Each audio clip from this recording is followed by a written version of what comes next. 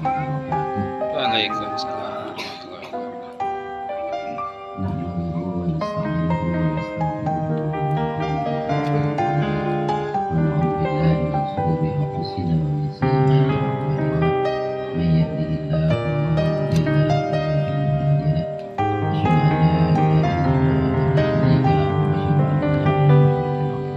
fala hadiya lahu. Alhamdulillah Bapak Ibu para orang tua kami yang dimuliakan Allah SWT, sama-sama marilah kita panjatkan puji syukur kepada Allah SWT yang telah mengumpulkan kita dalam majlis yang sangat besar dan mulia. Datangnya kita kemari niatnya silaturahmi. Orang yang silaturahmi, menyambung silaturahmi berarti menyambung rahmat Allah. Bahkan tidak mulia dan bisa menjadi acara rutin silaturahminya karena Allah. Kalau orang silaturahmi karena Allah, dan saling berkasih sayang. Satu kampung itu kalau ada orang saling kasih sayang, azab ditangguhkan. Ada orang yang bangun malam istighfar pada Allah, mintakan ampun kepada umat, maka itu juga meredam murka Allah. Ada orang yang sholat berjamaah itu meredam murka Allah. Maka sering kita buat silaturahmi seperti ini, dan ini satu perkara yang sangat besar. Mudah-mudahan Allah SWT terima silaturahmi kita hingga jadi ridhonya Allah SWT. Bapak Ibu para orang tua kami yang dimuliakan Allah, jadi yang datang sama yang didatangi ini sama-sama untung. Kamu ini datangnya membawa rahmat. Satu orang kamu yang awal 70.000 malaikat, datangnya membawa rahmat. Nanti pulangnya membawa maghfirah. Maka rumah yang kedatangan tamu itu barokah. Satu orang yang awal 70.000 malaikat. Ini yang hadir berapa ini? Berarti berapa malaikat? Maka kita sering bergaul dengan suasana malaikat, diharapkan kita ini akan ketularan sifat-sifat malaikat. Air bergaul dengan teh jadi air teh. Nanti kalau dia bergaul dengan kopi jadi air kopi. Bergaul dengan sirup jadi air sirup. Bergaul dengan suasana malaikat, sering bergaul dengan suasana. Nanti kita ini ketularan sifat-sifat malaikat. Di antaranya sifat malaikat itu taat. Jadi yang datang untung. Kalau ada tamu disunahkan dikasih makan yang kecil-kecil. Satu makanan yang dimakan oleh tamu, tuan rumah Allah naikkan 1 derajat di surganya Allah Ta'ala. Maka kalau tamunya makan banyak, jangan di haru-haruin, jangan dilarang gitu. Satu makanan 1 derajat di surganya Allah Ta'ala. Bahkan dalam kitab Fadilah Sedekah, barang siapa memberikan makan tamu sampai kenyang, maka Allah Ta'ala akan jauhkan dari neraka sejauh 7 parit. Satu parit itu jauhnya 700 tahun perjalanan. Itu memberikan makan tamu sampai kenyang. Ini makanilah keberkahan tamu. Nanti kalau tamunya pulang membawa maghfirah, dosa ahli keluarga itu diampuni oleh Allah SWT. Makanya tadi di depan disampaikan kalau bisa silaturahmi seperti ini bukan hanya satu tempat. Mungkin ditawarkan mana lagi bulan depan atau minggu depan kalau mau begitu Pak Silat. Jadi supaya kita semua untung gitu. Pulangnya tamu bawa maghfirah. Jadi kalau tamunya pulang, dosa ahli keluarga itu diampuni oleh Allah. Kalau dosa kita sudah habis, maka tuan rumah itu punya satu doa yang makbul. Maka apa yang dia minta nanti Allah akan kabulkan. Hari ini kadang kita minta apa susah, ini kehijab dengan dosa-dosa kita. Maka dengan keberkahan tamu datangnya bawa rahmat, pulangnya bawa maghfirah, nanti dosa ahli keluarga diampuni oleh Allah sehingga tuan rumah itu punya doa yang makbul. Mudah-mudahan tuan rumah punya hajat apa, niatnya apa, hanya dengan keberkahan tamu nanti hajat-hajatnya mudah-mudahan cepat ditunaikan oleh Allah Subhanahu wa taala. Bapak Ibu para orang tua kami yang dimuliakan Ta'ala, sebagaimana judul kita silaturahmi kalau minggu bulan lalu kita ngopi, ngobrol berkait iman, berkait ilmu. Bisa juga. Ini tambah kita mau makan bersama. Jadi yang mulia, ini satu sunnah Nabi, maksudnya diantaranya makan, bagaimana makan kita ini menjadi nilai ibadah. Tidak melihat, maka ini judulnya mudzakarah. Mudzakarah itu mengulang-ulang hayatan ilmi fi mudzakarah. Hidupnya ilmu ini dengan mudzakarah. Jadi dulu Nabi ini kepada para sahabat tuh diulang-ulang perkara agama. Termasuk kita makan saja. Kalau kita mengikuti contoh Nabi, makan kita ini ada nilai ibadah begitu. Disunahkan kalau kita makan itu sebelumnya cuci tangan pakai air yang mengalir, pakai air yang mengalir. Doanya Bismillahirrahmanirrahim. Ya Allah berikan kebaikan pada air ini, gitu. Bukan kobokan, air yang mengalir sebaiknya begitu. Kalau kobokan itu nanti diangkat itu nempel lagi. Air yang mengalir. Bismillahirrahmanirrahim. Keran atau mungkin gayung dituangin begitu.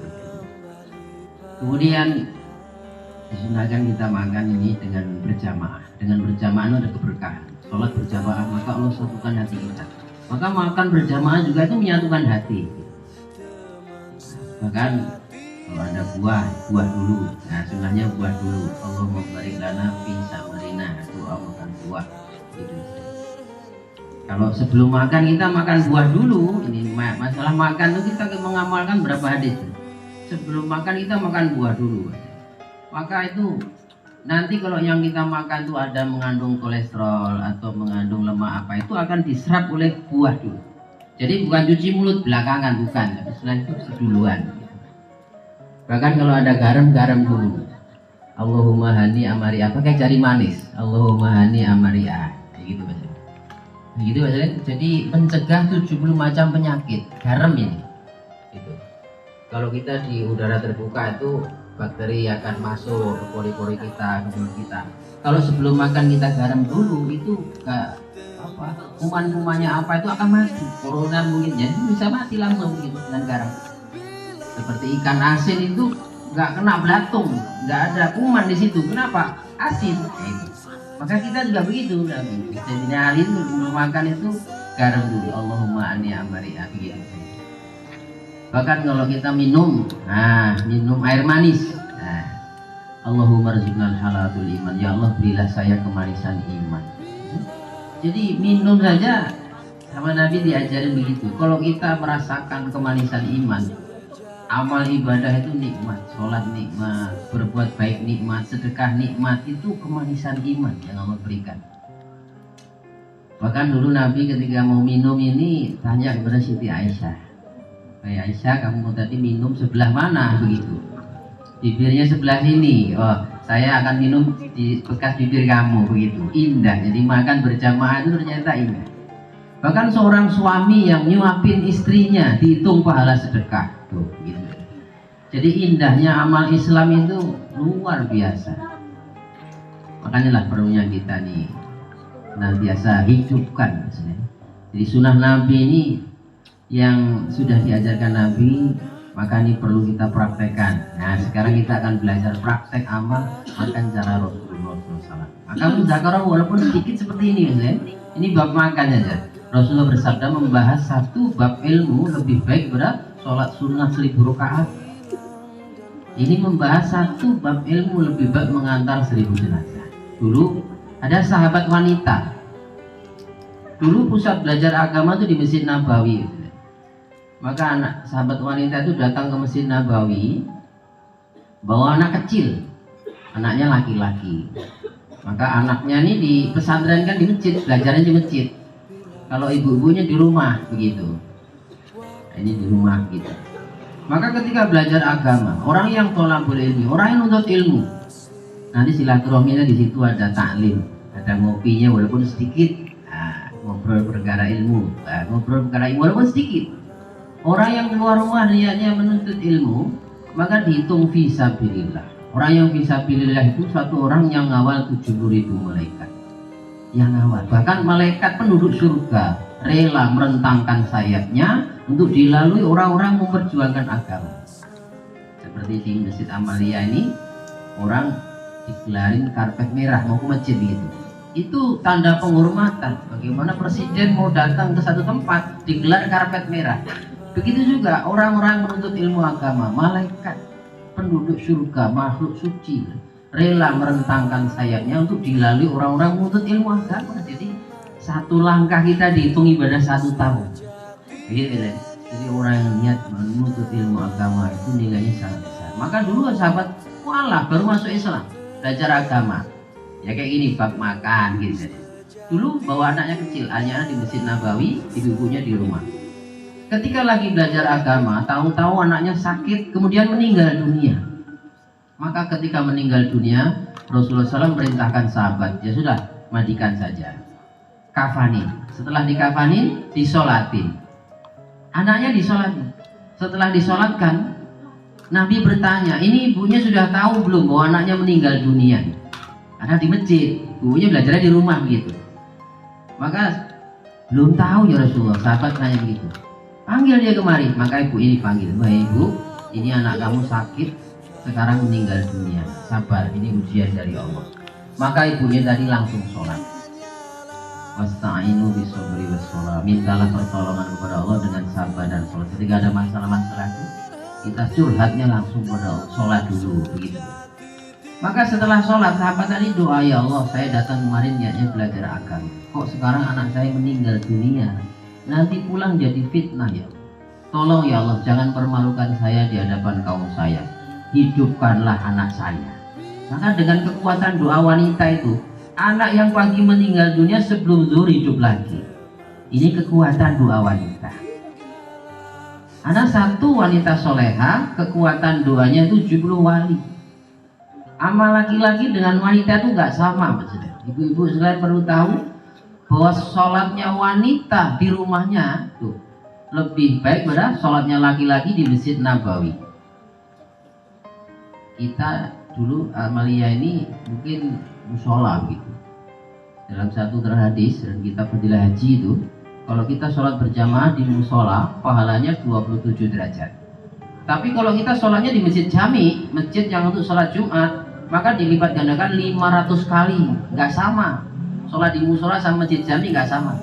Kalau kita sholat di Masjid Nabawi dilipat gandakan 50.000 kali.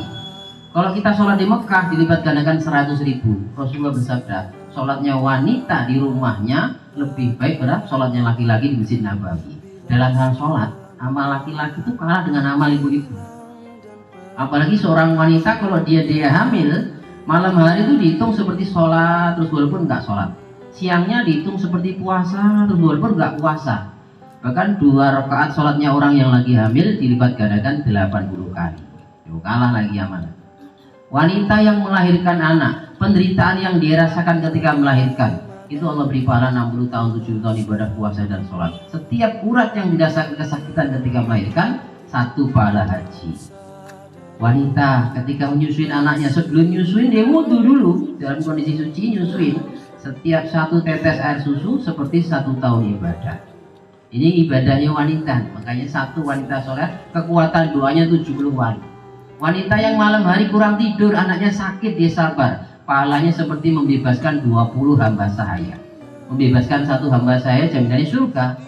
Itu anaknya sakit, dia sabar, membebaskan 20 hamba sahaya. Ketika anak nangis, jangan kesel. Ketika anaknya nangis, dihibur supaya jangan nangis. Nilainya seperti 12 tahun ibadah puasa dan sholat. Wanita yang menyapu lantai dengan berzikir seperti menyapu Baitullah. Wanita yang nyiapin minuman buat suaminya tanpa disuruh dapat pahala 3 kali khatam Quran. Seorang wanita yang mencucikan baju suaminya, setiap 1 helai benang Allah hapuskan 1000 dosa, dihitung 1000 kebaikan, dinaikkan 1000 derajat. Bahkan seluruh yang disinari matahari semuanya mendoakan ampunan pada wanita itu. Ini dalam kitab Ujian dijelaskan. Apalagi seorang wanita yang mau mijitin suaminya tanpa disuruh, di akhirat dapat 7 tulak emas. Emas gelondongan 7 ya. Bukan kok segram 2 gram ya. Kalau disuruh dulu terpaksa mau, disuruh dulu, maka di akhirat dapat 7 tulak perak, nilainya lain. Nah ini misalnya keutamaan yang Allah berikan pada wanita. Apalagi seorang wanita nawarin suaminya, hubungan suami itu kok nawarin dulu pahalanya umroh. Ini dalam kitab Ujian jelaskan. Jadi kalau malam nawarin 3 kali itu malam dapat pahala umroh 3 kali begitu kan. Wanita mendorong suaminya sholat berjamaah, dapat pahala sholat berjamaahnya suaminya. mendorong anak laki-laki itu sholatnya ke masjid, maka dapat pahala sholatnya berjamaah anak wanita itu anaknya itu. Ini keutamaan yang Allah berikan kepada wanita. Makanya hadirin yang mulia, kumpulnya kita di sini dalam rangka majelis muzakarah perkara agama itu seperti iklan, perlu diulang-ulang.